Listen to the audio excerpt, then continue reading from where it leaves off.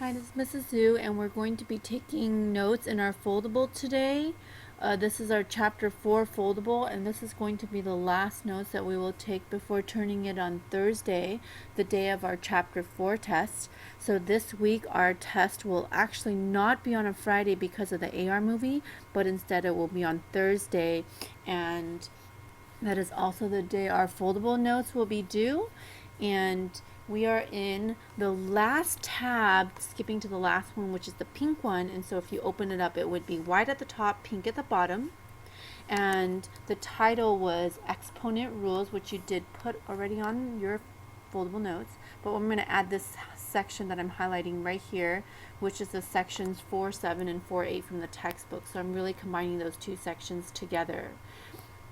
It is important that you also know that any part of your foldable notes that have not been completed, that are blank, you do need to make those up. Now there are 2 blank sections in this foldable that we did not take notes on. Instead, I have you writing all of the rules in one section, which would be counted as double the points when you do turn them in and I grade them. However, just to let you know that everything else should be filled in. You should have section 1, 2, 3, 4, and 5, and then this last section. So remember that being absent or missing part of the class is not an excuse, so you do have to copy that from a neighbor or classmate before Thursday, because it will be due on Thursday at the beginning of the period. So what you should already have in your notes should already be 2 rules, rule 1 and 2. And if you'd like to highlight, take out your highlighter, we're going to just highlight some important things here, and I may add a few things, so you probably want to write that down, and I'll highlight it for you so you know the parts that were added. Rule number 1, we said that if an exponent is 0, I'm going to highlight the word 0 here, exponent 0, it's important. My answer will always be 1. Now that base number can be anything at all, and I'm going to add actually something here, which is the exception is the number 0. So if I decided that I wanted 0 to be my base number and it had a 0 exponent, then actually that answer would not equal to 1, and that's the only time this rule doesn't apply to the number 0 as a base. And the reason why is because I cannot have a number like 5 divided by 0 or like 10 divided by 0. That in math actually does not exist, nor does it really exist in real life. What that means, it's like me saying that I had 10 cookies and I want to divide it by 0 people. Basically sharing it with nobody. If I have those 10 cookies and I share it or I divide it with 0 people, I'm not going to get an actual answer. In math, we call that undefined. It has no definition.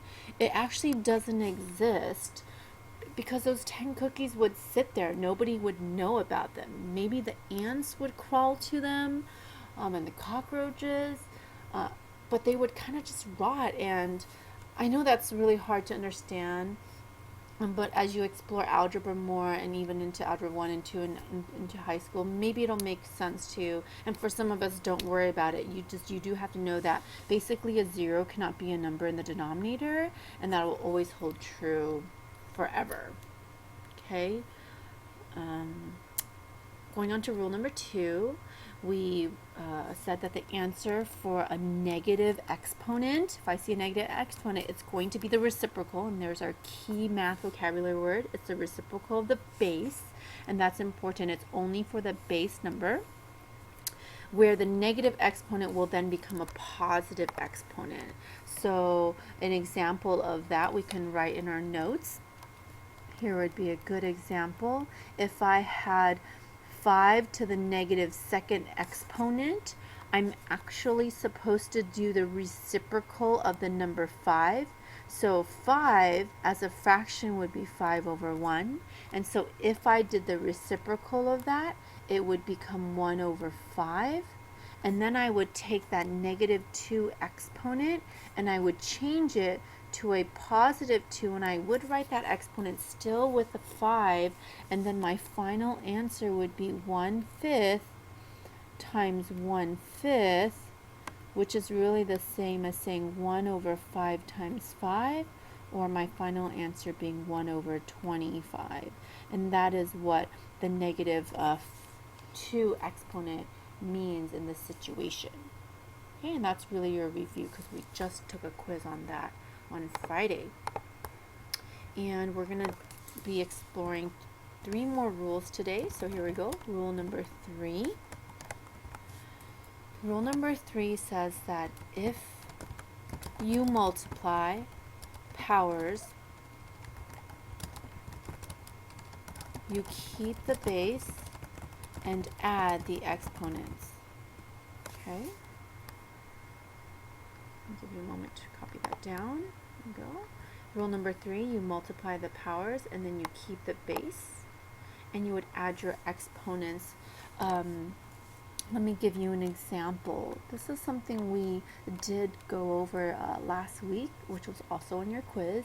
So say I'm multiplying powers. So remember, a power would be a base number like 2 with an exponent maybe 3, and then I'd multiply by another power, so like 2 to the 5th power. So here, this problem is called a power. And this again here is also called a power. So I'm really multiplying 2 powers together. I can multiply 2 or 3 or 4 or 5 powers together if I wanted to, but I'm choosing to just do multiply 2 powers. What I want to do is keep the base number. Here my base number is 2, so I'd keep the base number 2, and then all I would do would be to add the 3 plus the 5 and get 8 as my new exponent, and really this answer here would be the same as me expressing 2 times 2 times 2 times 2 times 2 times 2 times 2 times 2. And if anybody has worked that out, I get 4 times 4 times 4 times 4. I'm going to pair up the 2's, would be the easiest way to ensure that I get the correct answer. Again, I'm going to pair up the 4's. 16 times 16. And did anybody get an answer to that problem? I'm going to work that out on the side, and hopefully you get the same answer that I do.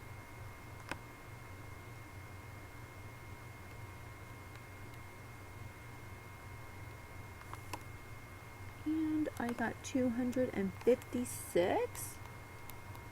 I do feel like I need to check my math again.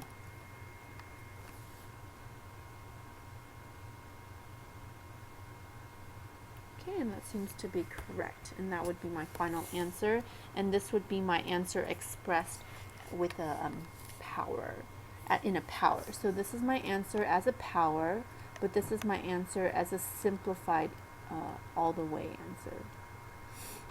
Okay? All right, and that's rule number 3. Rule number 4.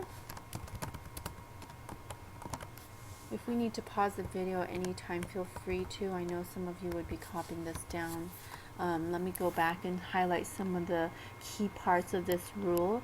It would be multiply powers and add exponents. Okay?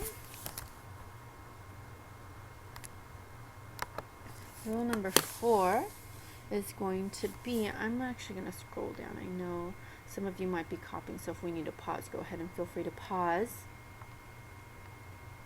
Okay, rule number 4 says that if I divide powers, then you keep the base still, and you would subtract the exponents. Okay, remember that you must take the top exponent minus the bottom exponent, and if the exponent is negative, then change it to positive by following rule 2. Okay, so it does require a little bit of knowledge about rule 2, the negative exponent. If you happen to divide your powers and then end up subtracting your exponent, and that exponent becomes a negative. Okay, keeping your base is important, so I'm also going to highlight that. Let me show you an example now. There is a little saying that even after all these rules that we learned, it's important to know that if you're in doubt, you expand out. And that's our little saying. I'm going to write that down later. But our example here would be if I had x to the third power divided by x to the fifth power. Now, because they happen to have the same base, I am allowed to subtract the exponents from one another. 3 minus the 5. I always go top to the bottom. So if I happen to have it switched around, then instead of subtracting 3 minus 5, I would actually subtract 5 minus 3. So in my final answer, I would keep my x. I would subtract from top to bottom 3 minus the 5. And when I subtract those two, I am going to get a negative 2. Okay. Now, if let's say I want to keep it as an expression with a negative exponent, then this would be my final answer. But instead, this time I also want to change it to positive so that I know I also understand rule number 2. And to change it to positive, I take the reciprocal, which would be 1 over x for the base, and then the 2 would become a negative 2 would become positive 2. So this would be the expression with a negative exponent, okay, as an answer, and this is with a positive exponent. So when you see a question, if they are very specific and clear about leaving it as positive or negative, then you should just follow those directions depending on what it's asking you to do.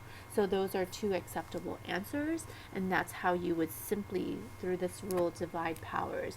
It's just by subtracting the exponents. Okay?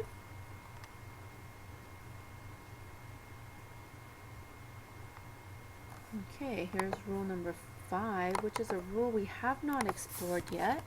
Rule number 5 says that if you have a power to a power, you keep the base and multiply the exponents. Okay? Rule number 5 is if you have a power to a power, you keep the base and you multiply the exponents. What you will notice about a power to a power, and I'll show you through this example,